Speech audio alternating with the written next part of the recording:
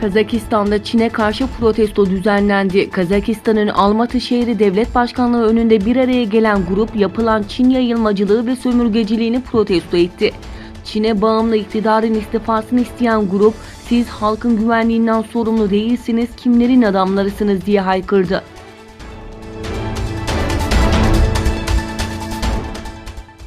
Doğu Türkistan'da baskılar had safhaya ulaştı. Kaşgar şehri Yenişehir semtinde cami imamı olan 60 yaşındaki Ablimit İmin'in 2017'de tutuklanıp hapse atıldığı, tutuklanma nedenine yasa dışı dini sohbet yaptığı ve yasak kelimeler sarf ettiği gerekçe gösterilirken, cami imamı Ablimit İmin Hoca'nın bir kız ve erkek çocuğunun da kampa kapatılarak babası hakkındaki suçlamalara imza atmaya ve kendileri için hazırlanan suçları üstlenmeye, halkın önünde kendi babasını teşhir ederek hakkında şikayetlerde bulunmaya zorlandığı bildirildi.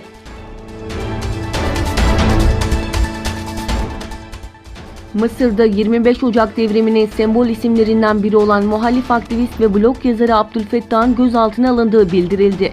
Abdülfettah'ın avukatı Halit Ali, sosyal paylaşım sitesi hesabından yaptığı açıklamada, Abdülfettah'ın Mısır güvenlik güçleri tarafından gözaltına alındığını ve bilinmeyen bir yere götürüldüğünü belirtti.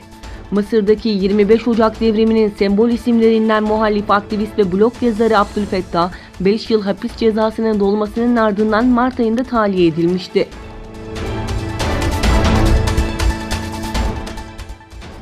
Yemen'deki Husiler, Suudi Arabistan'la 350 kilometrelik alanı ele geçirdiklerini iddia etti. İran destekli Husilere bağlı El Mesire televizyonunun haberine göre Husilerin askeri sözcüsü Yahya Siri, Allah'tan gelen zafer adı verilen operasyonun ilk aşamasında Necran'da içinde askeri kamplarında bulunduğu 350 kilometrelik bir alanı ele geçirdiklerini öne sürdü.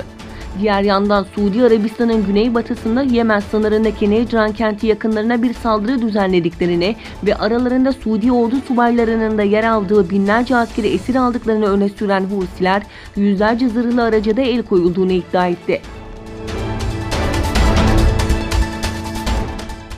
SpaceX üst yöneticisi Elon Musk, Ay'a, Mars'a ve farklı gezegenlere insan taşımayı hedefledikleri Starship adlı roketin tanıtımını yaptı.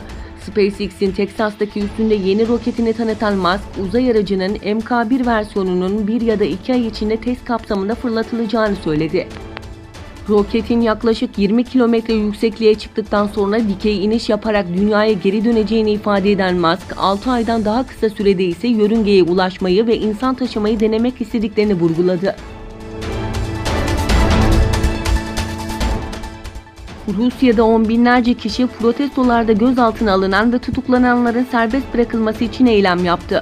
Rusya İçişleri Bakanlığı'ndan yapılan açıklamada başkent Moskova'da yapılan protestoya yaklaşık 20 bin kişinin katıldığı belirtilirken, sivil toplum kuruluşları bu rakamı 25 bin olarak açıkladı.